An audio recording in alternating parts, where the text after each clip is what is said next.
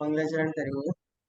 नमो अर्हन्ताणं नमो सिद्धाणं नमो आयर्याणं नमो उवज्झायाणं नमो लोय सव्यसाम। मंगलम भगवान वीरो मंगलम गौतमो गणी मंगलम कुंद कुंदार्यो जैन धर्मोस्तु मंगलम सर्व मंगल मांगल्यम सर्व कल्याणकारिकम प्रधानां सर्व धर्माणां जैनम जयतु शासनम जैनम जयतु शासनम। मुक्ति के मार्ग पे अपन ने पिछली क्लास में चर्चा करी थी। मुक्ति का मार्ग क्या होता है, और अपन ने उस विषय का आधार बनाया था श्री पुरुषार्थ सिद्धि उपाय जी ग्रंथ, जिसमें बहुत सुलभता से मुक्ति का सच्चा मार्ग क्या है बताया था। इस पे अपनी पिछली क्लास तक चर्चा हो चुकी है। आज एक बहुत अच्छा और नया चैप्टर अपने सामने आया है, पार्ट 6, शलाका पुरुष। शलाका पुरुष कौन होते हैं? शलाका पुरुष कब होते हैं? शलाका पुरुष और कहाँ होते हैं शलाका पुरुष? इन सारे प्रश्नों का उत्तर इस पार्ट में दिया है। वैसे छोटा सा पार्ट है, अपन जितनी चर्चा होती है इसमें अपन इस हिसाब से करेंगे।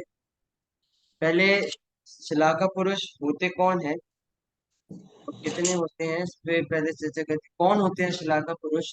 तो यहाँ पे जो ये बॉक्स में लिखा है, परिभाषा टाइप की दी है, शलाका पुरुष कौन होते हैं कि सातिशय पुण्य के फलस्वरूप मनुष्यों में श्रेष्ठ तथा संपूर्ण लोक में प्रसिद्ध तीर्थंकर, चक्रवर्ती आदि पुरुषों को शलाका पुरुष कहते हैं।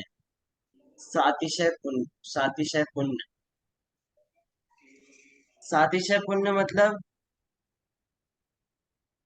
कोई जानता है? भैया जिसमें देवशास गुरु का समागम मिले। इसमें देवशास गुरु का समागम है। बहुत बढ़िया। और अतिशय के साथ। हाँ, ये तो अपने शब्द से आ रहा है, बिल्कुल सही। अतिशय के साथ सातिशय पुण्य। सातिशय पुण्य क्या होता है? पहली परिभाषा जो मुस्कान जी ने बताई, बहुत सही बताई कि सातिशय पुण्य वो पुण्य होता है कि जिससे अपन को, जिसके उदय में अपन को देव शास्त्र गुरु का समागम मिले।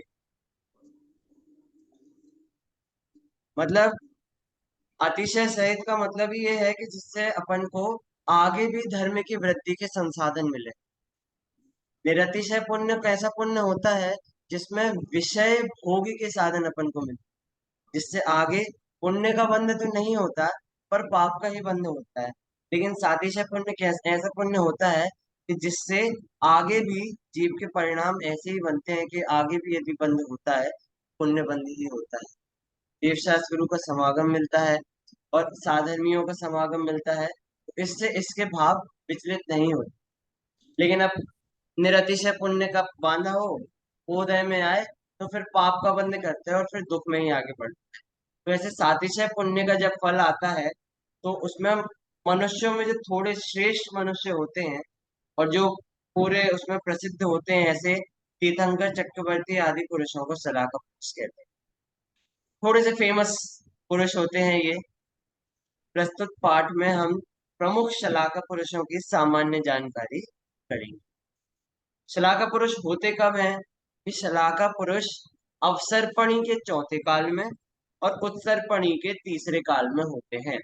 मतलब दुखमा सुखमा का जो काल होता है, उस काल में ये सारे शलाका पुरुष होते हैं। शलाका पुरुष होते कितने हैं? 63। 63। 63 शलाका पुरुष होते हैं। और इनमें फिर अपन तीर्थंकरों के माता पिता नारद, रुद्र, कामदेव और कुलकर्णों को भी जोड़ दें तो एक 169 शलाका पुरुष होते हैं, जिनको अपन पुराण पुरुष भी बोलते हैं। ठीक है, पुराण पुरुष भी बोलते हैं। इस प्रकार शलाका पुरुष 63 या फिर 169 होते हैं। ये चतुर्थ काल में होते हैं। और कहाँ पे होते हैं? भरत क्षेत्र में। भरत क्षेत्र और ऐरावत क्षेत्र। भरत क्षेत्र और ऐरावत क्षेत्र, 6 काल का परिवर्तन दोनों क्षेत्रों में चलता है, तो भरत क्षेत्र और ऐरावत क्षेत्र में होते हैं। अच्छा, विदेश क्षेत्र में नहीं होते क्या? विदेश होते हैं क्षेत्र में भैया। सिर्फ तीर्थंकर होते हैं। नहीं नहीं नहीं नहीं, विदेश क्षेत्र में भी ये महापुरुष होते हैं, विदेश क्षेत्र में भी चक्रवर्ती आदि होते हैं। ऐसा नहीं है कि वहां पे सिर्फ तीर्थंकर हो, सब होते हैं वहां। चलिए, अब अपन इसमें यहाँ भैया, पे, हाँ, इसमें लिखा हुआ है ना कि उत्सर्पणी के तृतीय काल में, तो तीसरे काल में कैसे होंगे उत्सर्पणी के? उत्सर्पणी का तीसरा काल मतलब उत्सर्पणी छठवें काल से चालू होता है ना, दुखमा भैया वो दुख। तो पांचवें काल में तो होंगे ना वहाँ पे। नहीं, 5वें काल में थोड़ी ना होंगे। मतलब जैसे उल्टा चलेगा भी ये। उल्टा हो जैसे जाएगा ना, छह इसमें काल पांच। है, तो छठवां काल दुखमा दुखमा है, फिर दुखमा आएगा जिसमें अभी अपन है, वो वाला काल, इसमें थोड़ी तो ना भैया महा। दुखमा के लास्ट में होंगे ना फिर ये? हाँ, तो लास्ट में होंगे, पर लास्ट में नहीं, लास्ट में देखिए, लास्ट में भी नहीं होते हैं, मूल रूप से चतुर्थ काल में ही होते हैं। ये अपना जो ये वाला काल है, ये हुंडा सर्पणी काल था, इसलिए इसकी विशेषता ऐसी रही कि तीसरे काल के अंत में हो गए महापुरुष। पर ऐसा नियम नहीं है, नियम ये है कि चतुर्थ काल में ही होते हैं। वो तो ये हुंडा सर्पणी की देन थी कि आदिनाथ भगवान तृतीय काल में हो गए, भरत चक्रवर्ती तृतीय काल में हो गए, ऐसा नियम नहीं है। तो उसी प्रकार जब उस तर्पणी में अपन वापस आएंगे, सारे शलाका पुरुष तीसरे काल में ही हो। यहाँ शलाका पुरुष में मेन 63 भैया शलाका पुरुष तीसरे थे। काल में कैसे होंगे? चौथे काल से तो मोक्ष जाएंगे ना, पांचवें काल के लास्ट में फिर कुल करोगे, फिर जब चौथा वापस आएगा तो फिर हाँ हाँ, पहले तीर्थन करोगे। अपन अभी उस सर्पणी की तरफ से बात कर रहे हैं ना, तो जो हाँ अभी जी। अब सर्पणी में चौथा है, उस सर्पणी की तरफ से वापस आते समय तीसरा काल हो जाएगा, इसलिए। भैया तीसरा कैसे होगा वो? 40 तो होगा। अरे अच्छा, देखिए देखिए, अपन यहाँ से चल रहे हैं, अब सर्पणी नहीं, उस सर्पणी में लेते हैं, उस सर्पणी में ले रहे हैं ना अपन। उस सर्पणी में पहला कौन सा है? दुखमा दुखमा। उस सर्पणी का दूसरा काल कौन सा है? दुखमा। और अच्छा, उत्सर्पण, इस तरह से लगा रहे हैं, मैं उल्टा लगा रही थी, सिक्स हाँ फाइव फोर मैं इस हाँ तरह हाँ, से लगा। अब सर्पणी में अपन पहले से छठवे पे जा रहे थे, उस सर्पणी में छठवे से पहले पे आएंगे, लेकिन अपन गिनती तो वैसे करेंगे ना कि वो वाला काल दुखमा दुखमा पहला है, दुखमा भैया मैं दूसरा गिनती है। उल्टी करी थी, सिक्स हाँ, फाइव फोर तो इस प्रकार अपसर्पणी में जब अपन जाएंगे पहले से छठवे में, तो चौथे काल में, और उत्तरपणी में जब आएंगे छठवे से पहले में, तो उसके तीसरे काल में ये महापुरुष होते हैं। ठीक है भैया। हाँ, अच्छा, और विशेषता ये कहाँ पे होते हैं? भरत क्षेत्र और ऐरावत क्षेत्र में। भरत क्षेत्र और ऐरावत क्षेत्र में भी कहाँ पे होते हैं? कि आर्य खंड में होते हैं, मलेच्छ खंड में कोई भी महापुरुष नहीं होते, मलेच्छ खंड में कोई भी महापुरुष नहीं होते।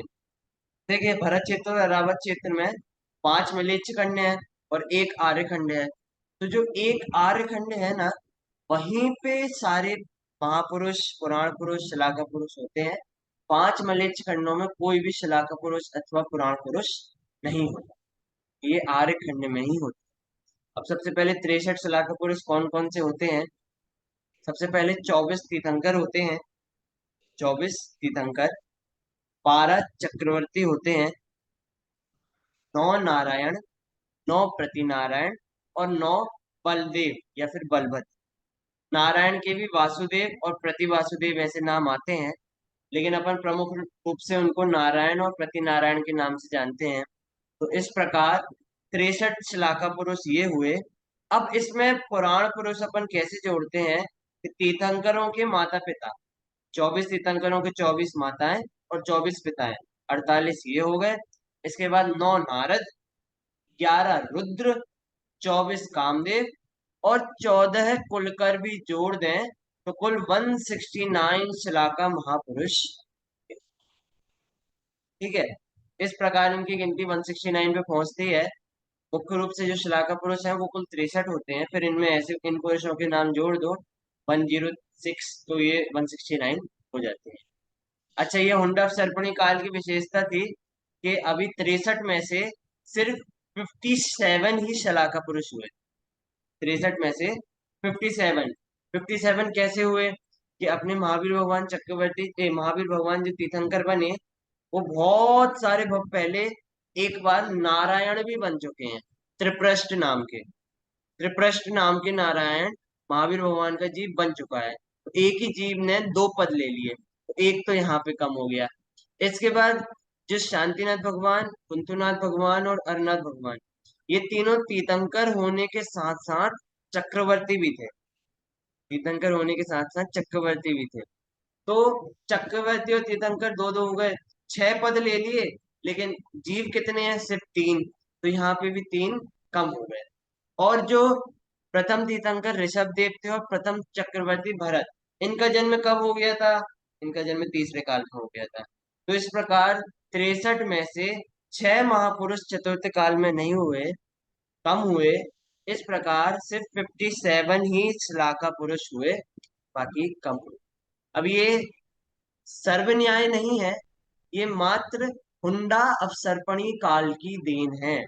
वरना प्रत्येक महापुरुष अलग अलग जीव ही बनता है। लेकिन यहाँ पे हुंडा अवसर्पणी काल में क्या हुआ कि शांतिनाथ भगवान, कुंदनाथ भगवान और अरनाथ भगवान तीर्थंकर भी हो गए, चक्रवर्ती भी हो गए और कामदेव भी। इस प्रकार 3 3 पदवियों के धारी ये सब जीव, तीनों जीव हो गए। अब बताइए, इस कारण महापुरुषों की गिनती कम हो गई है। ये हुंडा अवसर्पणी काल की देन। श्लाघा पुरुष की कुछ सामान्य विशेषताएं यहाँ पे बताई गई हैं। सबसे पहले तो हम ये सब तो जानते ही हैं कि जो तीर्थंकर आदि ये सभी हैं, ये महापुरुष भव्य होते हैं। मतलब इनका पुण्य का उदय भी बहुत विशाल होता है। और इनके सुविधाएं आदि सब मतलब बहुत सामान्य मनुष्य से बहुत उच्च कोटि का इनका सब सिस्टम रहता है। इसीलिए ये महापुरुष भव्य होते हैं। अच्छा, किन किन का नियम है कि वो उसी भव में मोक्ष जाएंगे? तो तीर्थंकर और कामदेव, 24 तीर्थंकर और 24 कामदेव, इनका नियम है कि उसी भव से मोक्ष जाते ही हैं। ऐसा नहीं होता कि कोई कामदेव या तीर्थंकर स्वर्ग चले जाएं या फिर कहीं और चले जाएं। तीर्थंकर और कामदेव उसी भव से मुक्त हो जाते हैं। बाकी अपनी अपनी योग्यता अनुसार कुछ कुछ उसी भव से या फिर कुछ कुछ समय बाद मोक्ष जाते हैं। कुछ महापुरुष इनमें से नरक भी जाते हैं। बताओ, कुछ महापुरुष। अब भैया आप इनको भव्य कह रहे थे, अरे भव्य तो कह रहे थे, लेकिन भव्य इनके पुण्य के उदय के कारण कह रहे थे कि विशाल पुण्य का उदय है मनुष्यों के बीच में। लेकिन कषाय इनकी तो नहीं रोक सकता पुण्य का उदय। तो पुण्य के उदय में भी कषाय करके ये महापुरुष नरक में भी जाते हैं। अच्छा, सभी शलाका पुरुष जितने भी होते हैं, इनका शरीर एकदम सुंदर, उत्तम सहनन, वज्र प्रसव नाराज सहनन, मतलब शरीर के अंदर की बनावट पूरी वज्र की होती है, एकदम कठोर। मतलब ऊपर से बहुत बड़े पहाड़ से नीचे कोई पत्थर पे गिर जाए तो पत्थर टूट जाए लेकिन शरीर को कुछ ना हो, ऐसा ठोस शरीर। और समचतुरस्र संस्थान वाला। समचतुरस्र संस्थान मतलब शरीर का आकार एकदम सुडौल। मतलब ऐसा नहीं कि पैर बहुत पतले हैं, सर बहुत मोटा है, या फिर हाथ बहुत मोटे हैं, पैर इधर उधर हैं, ऐसा नहीं। पूरे शरीर का आकार एकदम सुडौल होता है। हर जगह से आकार एकदम समान होता है, ऐसा अलग अलग नहीं होता। ऐसा समचतुरस्र संस्थान।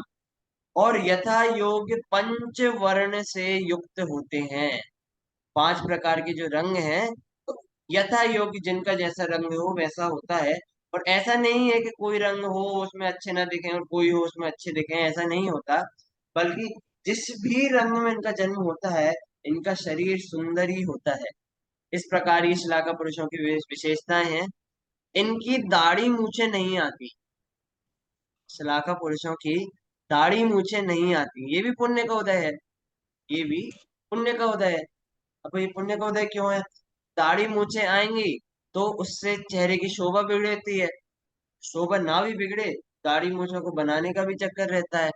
इस प्रकार उनको इन चीजों से विमुक्ति रहती है। अच्छा, एक और विशेषता है कि मनुष्य लोक में कभी भी कोई भी चक्रवर्ती, तीर्थंकर, बलभद्र, नारायण, प्रतिनारायण, इनका परस्पर मिलाप नहीं होता। मतलब एक तीर्थंकर के समय एक ही तीर्थंकर होगा, कोई दूसरा नहीं आ जाएगा। एक चक्रवर्ती के समय एक ही चक्रवर्ती होगा, क्योंकि खंड तो हमारे पास 6 ही हैं। और एक चक्रवर्ती 6 खंड जीत लेता है। अब दूसरा चक्रवर्ती आ गया तो दोनों में युद्ध हो जाएगा। और युद्ध कौन जीतेगा पता नहीं, क्योंकि दोनों की सेनाएं वगैरह सब बराबर रहेंगी। तो ऐसा होता ही नहीं है कि एक चक्रवर्ती के समय दूसरे चक्रवर्ती आए। ऐसा ही बलभद्र, नारायण और प्रतिनारायण के संबंध में नियम है। इस प्रकार ये श्लाघा पुरुषों की कुछ विशेषताएं होती हैं, बहुत ही विशेष और महाभव्य पुरुष होते हैं, और बहुत से श्लाघा पुरुषों के माध्यम से धर्म का बहुत प्रचार होता है, जिसमें विशेषतः तीर्थंकर हैं, जिनके माध्यम से धर्म का प्रचार प्रसार होता है। इसमें अब एक एक जो हेड हैं श्लाघा पुरुष के, उनके बारे में थोड़ा थोड़ा कथन आया है। अपन एक एक करके समझेंगे, छोटा सा पाठ है अपना, आज के दिन ही ये पूरा पाठ खत्म हो जाएगा। सबसे पहले तीर्थंकर। अब इनके बारे में कौन नहीं जानता। भाई सब कितने पंच कल्याणक में गए हैं, अरे हम तो बहुत सारे पंच कल्याणक में गए हैं। हमें एक तीर्थंकरों के बारे में एक एक बात पता है, गर्भ से लेके मोक्ष कल्याणक। तीर्थंकरों का जीवन आदर्श में होता है, तीर्थंकरों की मुक्ति आदर्श में होती है, और तीर्थंकरों के माध्यम से जो हमें दिव्य ध्वनि मिलती है वो स्मरणीय और ग्रहण करने योग्य, ऐसे तीर्थंकर होते हैं। इनके निमित्त से धर्म का प्रवर्तन होता है। धर्म तीर्थ का प्रवर्तन तीर्थंकरों के निमित्त से होता है, कि दिव्य ध्वनि तो वो ही खिलाते हैं। सामान्य केवली अनेकों हो जाते हैं तीर्थंकरों के समोशरण में ही। तीर्थंकरों के समोशरण में ही बहुत से मुनिराज आत्म ध्यान करके केवल ज्ञान प्राप्त कर लेते हैं। अब लेकिन सबका समोशरण तो लगता नहीं है, समोशरण तो किन्हीं किन्हीं का ही लगता है, तो उनकी बस गंधकुटी बनती है, और आयु पूर्ण होने पे वो मुक्ति को प्राप्त हो जाते हैं तीर्थंकरों के पहले ही। तो इस प्रकार उनके माध्यम से धर्म का प्रवर्तन होता है। गर्भ अवतरण आदि क्रियाओं के समय देवतागण सौधर्म इंद्र की आज्ञा से अनेक उत्सव मनाते हैं। 6 माह पहले रत्नों की वर्षा प्रारंभ हो जाती है। विचार करिए, इतने रत्न बरसते हैं कि रत्नों का व्यामोह चला जाता है लोगों के मन से। मतलब जैसे अब बाहर पत्थर डले हैं ना, तो जिस प्रकार का अपना चिंतन पत्थरों के लिए होता है, लोगों का उस प्रकार का चिंतन उन रत्नों के लिए होता है। सोचिए कितने रत्न बरसते हैं। इस प्रकार गर्भ में आने से 6 महीने पहले से रत्न बरसने प्रारंभ होते हैं, और गर्भ में 9 महीने जब रहते हैं तब भी रत्न बरसते रहते हैं। इस प्रकार विचार करिए, पूरे 15 माह तक रत्न बरसा हुआ। और इतना अति पुण्य का उदय रहता है कि जब जन्म से लेके जब तक दीक्षा नहीं लेते, तो इनके भोजन वस्त्र आदि की संपूर्ण व्यवस्था स्वयं इंद्र आके करते हैं। सौदर्म इंद्र, सौधर्म इंद्र इनकी सारी व्यवस्थाएं करता है। बताइए, विचार करिए, वहां पहले स्वर्ग से सौधर्म इंद्र आ रहा है इनके खान पान और कपड़े आदि की व्यवस्था करनी, कितना महान पुण्य का होता है। और तीर्थंकरों का तो नियम है ही, उसी भव से मुक्त जाते हैं। ऐसा तो नहीं होता कि भैया अभी रुक जाते हैं, एक दो भव सर्वार्थ सिद्धि हो आते हैं फिर आके हम मोक्ष चले जाएंगे, ऐसा तो नहीं होता। हर तीर्थंकर उसी भव में मोक्ष जाता है। और इतनी विशेषता है, उनके जीवन काल में किसी भी परिवारजन का वियोग तक नहीं होता। मतलब उनके जीवन काल में कोई भी परिवारजन का उनसे वियोग नहीं होता, किसी का भी मरण नहीं। मतलब क्या महान का पुण्योदय है। जब तक वो दीक्षा नहीं लेते तब तक कोई भी परिवारजन का वियोग नहीं होता। और तीर्थंकर अपने माता पिता की इकलौती संतान होते हैं। उन्हीं दीक्षा के टाइम पे तीर्थंकरों पे उपसर्ग नहीं होता है, उपसर्ग नहीं होता है। अब कोई पूछे भैया पार्श्वनाथ भगवान पे तो हुआ था, तो भैया ये पार्श्वनाथ भगवान पे जो उपसर्ग हुआ था जब वो मुनि अवस्था में थे, ये कोई नियम नहीं है, ये एक अपवाद है। और इस अपवाद का कारण क्या है? हुंडा अवसर्पणी काल। हुंडा अवसर्पणी काल में से बहुत से अपवाद हुए हैं, जिसमें से तीर्थंकर पे उपसर्ग होना ये भी एक अपवाद है। इस प्रकार तीर्थंकर होते हैं, धर्म तीर्थ को प्रवर्ताने वाले होते हैं। तो ऐसे तीर्थंकर होते हैं, 24 तीर्थंकर होते हैं। 169 में 24 तो ये हो गए। और तीर्थंकरों के माता पिता वो भी 24 होते हैं। इस प्रकार 72 पौराणिक पुरुष तो ये हो गए। तीर्थंकर उसी भव से मोक्ष जाते हैं। तीर्थंकर के जो पिता होते हैं वो उस भव से मोक्ष जा सकते हैं, अथवा स्वर्ग जाएंगे और फिर कुछ भवों में ही मोक्ष चले जाएंगे। और ऐसा ही नियम तीर्थंकरों की माता के साथ है। इस प्रकार तीर्थंकरों के माता पिता का नियम होता है। चक्रवर्ती।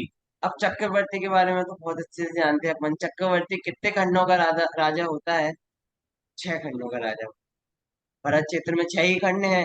यदि ज्यादा होते तो चक्रवर्ती और ज्यादा जीतता। लेकिन अब हमारे पास तो ये जगह की सीमा है, चक्रवर्ती तो 6 ही खंड जीत सकता है, एक आर्यखंड और 5 मलेच्छ खंड, इस प्रकार 6 खंडों का स्वामी चक्रवर्ती होता है। कितने हजार राजा इसके नीचे काम करते हैं? 32,000 राजा, 32,000 मुकुटधारी राजा। मुकुटधारी राजा बड़े राजा होते, सामान्य राजा नहीं होते ये। 32,000 मुकुटधारी राजा मतलब बड़े बड़े राजाओं का अधिपति होता है चक्रवर्ती। 14 रत्न होते हैं, 9 निधियां होती हैं। अरे मतलब सारा पुण्य का उदय इनके ही रहता है। 96,000 रानियां,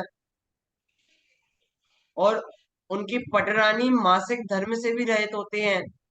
प्रतिदिन स्वादिष्ट भोजन, विचार करिए, प्रतिदिन स्वादिष्ट भोजन बने, और भोजन और प्रतिदिन ऐसा स्वादिष्ट भोजन खाने के बाद भी कोई उनको बीमारी आदि वगैरह नहीं होती। और साल के 365 दिन भोजन बनाने के लिए 365 रसोइयों के अलग अलग समूह है, अलग अलग ग्रुप आ रहा है हर दिन खाना बनाने। चक्रवर्ती अत्यंत गरिष्ठ भोजन करने पर भी उनके निहार नहीं होता। कितना ही ज्यादा भोजन कर लें, कितना ही गरिष्ठ भोजन कर लें, निहार नहीं होता। और चक्रवर्ती जितने भी होते हैं अपने पूर्व भव में मुनि दीक्षाएं धारण करते हैं, और ऐसा पुण्य तभी बांधते हैं जिससे इस भव में चक्रवर्ती बनते हैं। और चक्रवर्ती के पास विक्रिया होती है जिससे एक काल में अपने अनेक शरीर चक्रवर्ती बना सकते हैं। अब चक्रवर्तियों का नियम क्या है कि चक्रवर्ती नरक भी जा सकते हैं, यदि मुनि दीक्षा धारण नहीं करी और पाप में ही लगे रहे, विषय कषायों में ही लगे रहे, तो नरक भी जा सकते हैं। यदि मुनि दीक्षा धारण कर ली लेकिन साधना पूरी नहीं हो पाई तो स्वर्ग जाएंगे, और मुनि दीक्षा धारण करके साधना पूरी कर ली तो मोक्ष चले जाएंगे। इस प्रकार चक्रवर्तियों के लिए तीन तीन रास्ते हैं चक्रवर्तियों के। सबसे पहले तो कहाँ जा सकते हैं ये? नरक जा सकते हैं। नरक के बाद कहाँ जा सकते हैं? स्वर्ग जा सकते हैं, यदि मुनि दीक्षा में साधना पूरी नहीं हुई हो।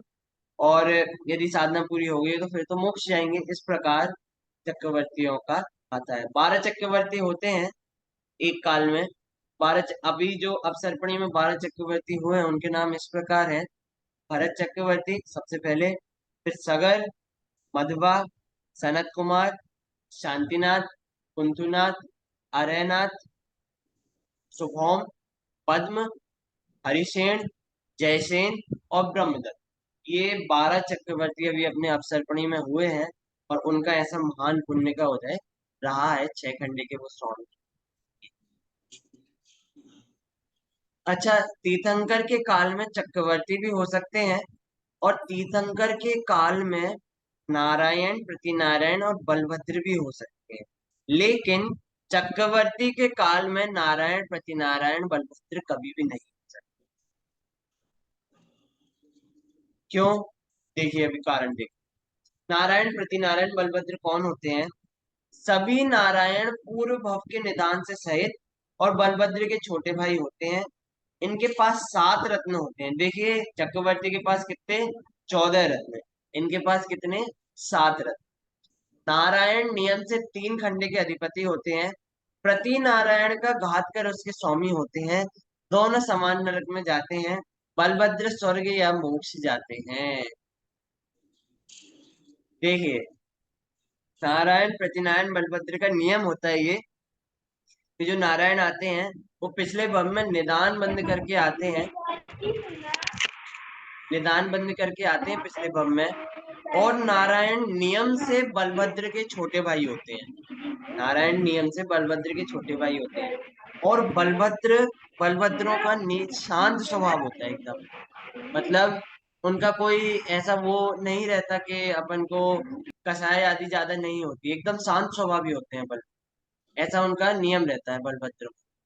जैसे अभी अपन इनके समय में लें तो कृष्ण के समय में नारायण थे कृष्ण, बलभद्र थे उनके बड़े भाई बलदेव, और प्रति नारायण कौन था कृष्ण के समय?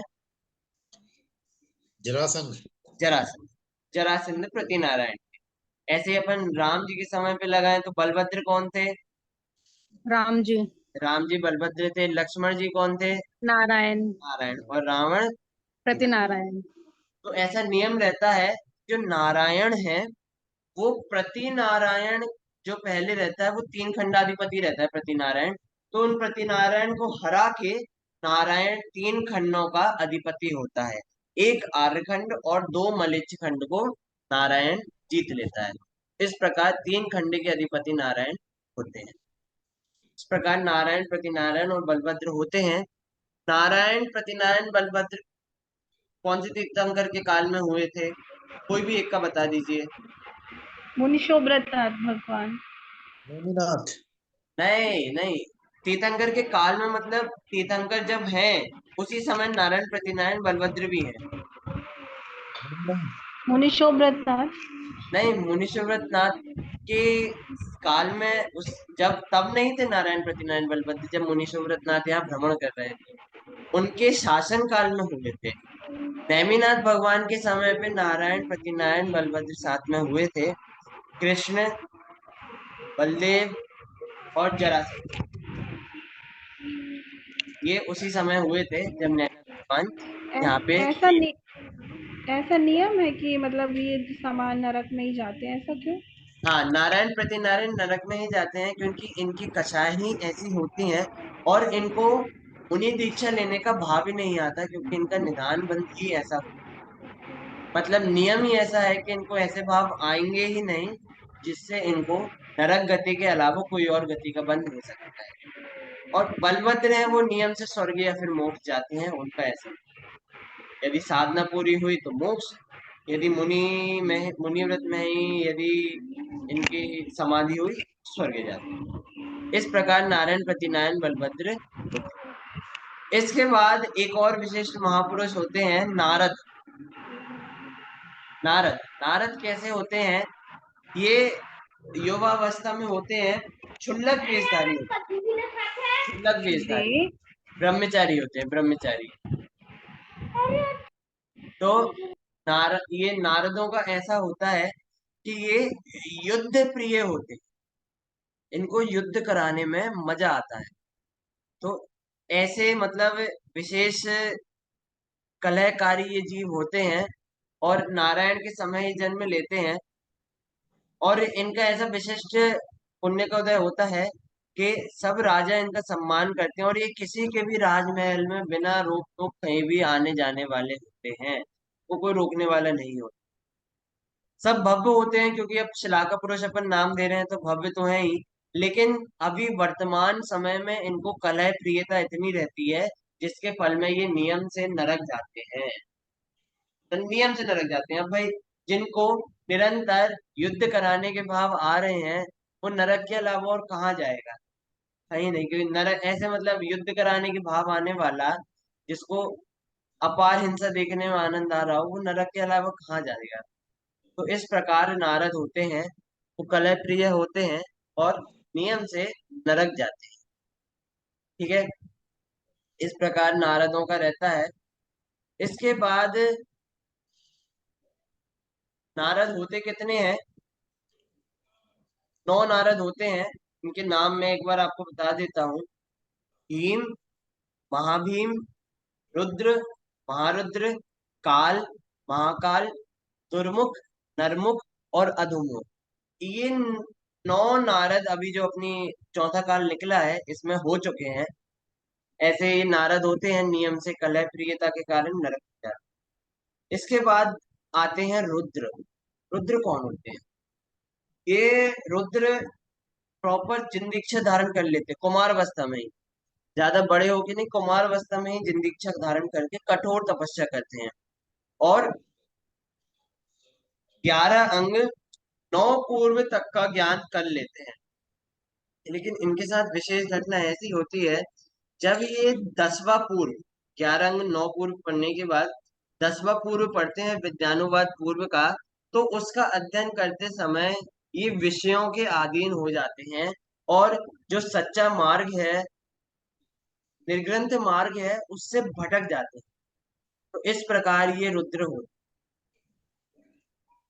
सच्चे मार्ग से भटक जाते हैं और ये नियम से मरकर नरक में ही जाते हैं।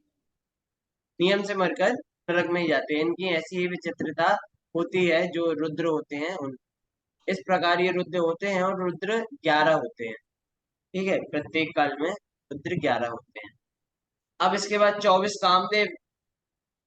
कामदेव होते हैं। कामदेव के बारे में तो बहुत सुना होगा। कामदेव कैसे होते हैं कि भैया बहुत सुंदर होते हैं।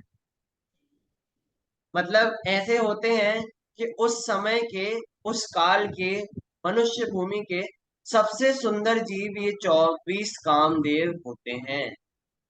सबसे सुंदर जीव उस समय के, उस भूमि के सबसे सुंदर जीव होते हैं। मतलब एकदम ऐसा रूप जिसकी अपन कल्पना ही नहीं करते, ऐसे रूप वाले कामदेव होते हैं। अत्यंत पुण्यशाली जीव होते हैं और तद्भव मोक्षगामी होते हैं। इनको नरक स्वर्ग का सिस्टम नहीं रहता। मनुष्य बनते हैं कामदेव और उसी भव में मोक्ष चले जाते हैं। सब पुण्य का है। जैसे पहले तीर्थंकर के समय कामदेव हुए बाहुबली। 3 तो तीर्थंकर ही स्वयं कामदेव हो गए, शांतिनाथ, कुंदनाथ, हरेनाथ भगवान। और भी बहुत से विशेष विशेष कामदेव हुए, जैसे प्रद्युम्न कुमार हुए, वसुदेव हुए। इस प्रकार बहुत से कामदेव हुए। 24 कुल कामदेव होते हैं चतुर्थ काल में। तद्भव मोक्षगामी ये जीव। इस प्रकार कामदेव। ये नेमिनाथ के टाइम में कौन थे कामदेव? नेमिनाथ के टाइम पे पहले तो नेमिनाथ भगवान के पिताजी, नहीं, चाचा, उनकी चाचा कृष्ण के पिताजी वसुदेव, ये थे कामदेव। और प्रद्युम्न कुमार जी भी उसी समय हुए थे, वो भी कामदेव। इस प्रकार आगे प्रद्युम्न पीछे। प्रद्युम्न जो इनके बेटे थे कृष्ण जी के, हाँ, ये वो भी काम। वसुदेव। हाँ, वसुदेव के बाद ये कामदेव हुए थे। और अंतिम कामदेव अपने जम्बू स्वामी के बारे में तो अपन विशेष जानते हैं। इस प्रकार ये कामदेव हुए थे। एक और विशेष कामदेव की कथा आती है। जीवनधर। हाँ, जीवनधर स्वामी की भी बहुत अच्छी कथा आती है। और श्रीपाल, श्रीपाल, हाँ, श्रीपाल नाम याद नहीं आ रहा था। श्रीपाल कामदेव की भी बहुत बढ़िया कथा आती है। तो इन कामदेवों की कथा अपन को पढ़नी चाहिए। और मतलब ये जो प्रद्युम्न कुमार कामदेव हैं, इनकी बहुत विशिष्ट कथा आती है कि ये बहुत वर्ष तक घर के बाहर रहे थे, और जब वापस आए थे तो इनकी माता ही इन पे रीझ गई थी। ऐसा सुंदर रूप होता है। तो ऐसी अपन बहुत सी कथा कामदेवों के संबंध में पढ़ सकते हैं। बहुत विशिष्ट रूप के धारी होते हैं और तद्भव मोक्षगामी ही होते हैं। मतलब कषाय भी अति मंद थी। इस प्रकार कामदेव होते हैं। इसके बाद एक और विशिष्ट महापुरुष, इनके संबंध में अपन जानकारी ले चुके हैं वैसे तो, जब अपन काल वाला पाठ पढ़ रहे थे। कुलकर। कुलकर कौन होते हैं कि कुलों को करने वाले। ये भोग भूमि में उत्पन्न होते हैं, और जब भोग भूमि खत्म होने वाली होती है, तो कल्प वृक्ष जब खत्म होने वाले रहते हैं, तो जो जीव हैं कर्म भूमि में प्रवेश करने वाले हैं, उनको सामान्य जीवन जीने की कला सिखाते हैं ये। तो ऐसे सामान्य मनुष्यों के करने वाले हैं, इसलिए इनको मनु भी कह दिया जाता है। मनु कह दिया जाता है। ये छायक सम्यक दृष्टि होते हैं नियम से। मनु कह दिया जाता है। और 14 कुलकर होते हैं, जैसे अभी इस काल के अंतिम कुलकर ना भी रहे थे। इस प्रकार 14 कुलकर होते हैं। और ये इनके अतिरिक्त इस काल में, तीसरे काल के अंत में ही ऋषभदेव और भरत चक्रवर्ती हुए थे। तो इनको भी कारणों से मनु कह दिया था, क्योंकि ऋषभदेव ने असी मसी आदि जो षटकर्म है, असी मसी कृषि वाणी विद्या और वाणिज्य, इस प्रकार जो 6 शिक्षाएं दी थी, इस कारण इनको भी मनु कहा जाता है। और ब्राह्मण वंश के जन्मदाता होने से जो भरत चक्रवर्ती है, उनको भी मनु कहा जाता है। बाकी विशेषता मनु जो 14 कुलकर विशेष होते हैं, उनको ही कहा जाता है। इनको तो इस बार कह दिया है क्योंकि इनने भी विशेष योगदान दिया। इस प्रकार 169, 169 पुराण पुरुष होते हैं, जो विशेष पुण्य के धारी होते हैं। इनमें से बहुत से धर्म के विशेष प्रवर्तक होते हैं। इस प्रकार ये पुराण पुरुष होते हैं, इनके बारे में अपन ने थोड़ा सा विशेष समझा। शलाका पुरुष 63, इनको अपन विस्तार से बोले अलग अलग और जोड़ के तो 169। अपन को विशेषता याद ना हो, लेकिन ऊपर ऊपर से हमें इन सब के नाम याद होने चाहिए। सबसे पहले 24 तीर्थंकर, 24 तीर्थंकरों के माता पिता, तो ये कितने हो गए? 72। इसके बाद 24 कामदेव, 96। फिर 12 चक्रवर्ती, 108। 9 नारायण, 9 पृथ्वीनारायण, 9 बलभद्र, 135। 9 नारद, 11 रुद्र, 155। और 14 कुलकर। इस प्रकार 169 टोटल होते हैं हमारे पुराण पुरुष, जैन धर्म के पुराण पुरुष। इनके संबंध में आप ये सुनिए ना, आप ये वो उसमें लिख के व्हाट्सअप कर दीजिए, मतलब ये पूरा डिस्क्रिप्शन, ये जो टोटल है ठीक है, ठीक है, 169 का। हाँ मैं कर देता हूँ।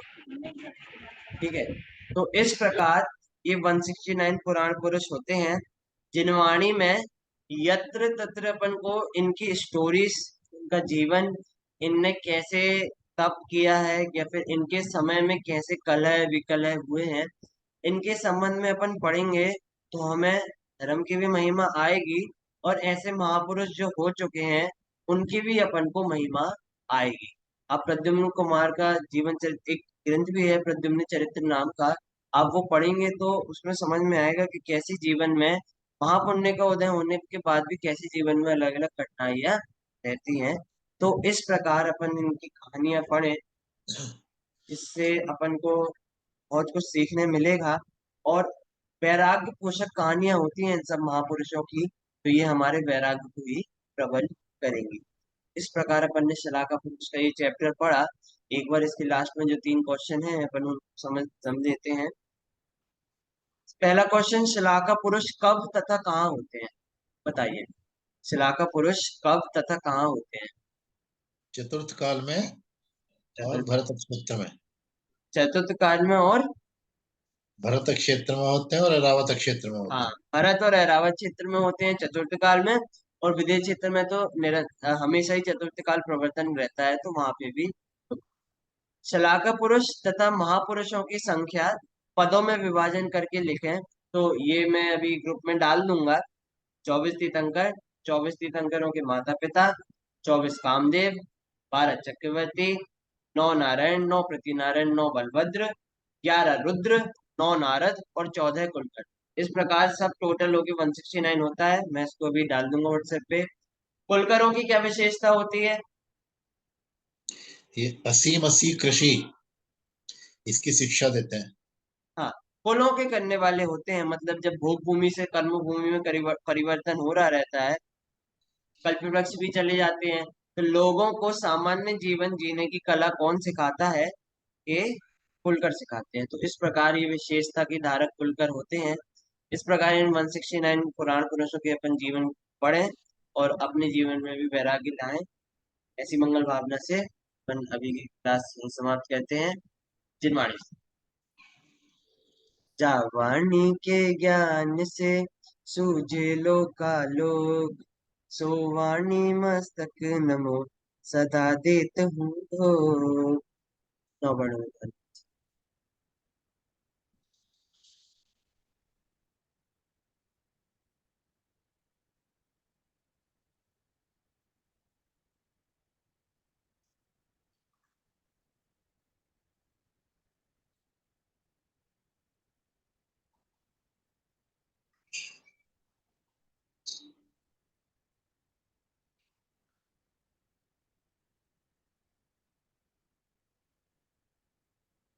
बोले तो अष्टांग में जिनवाणी माता की जय।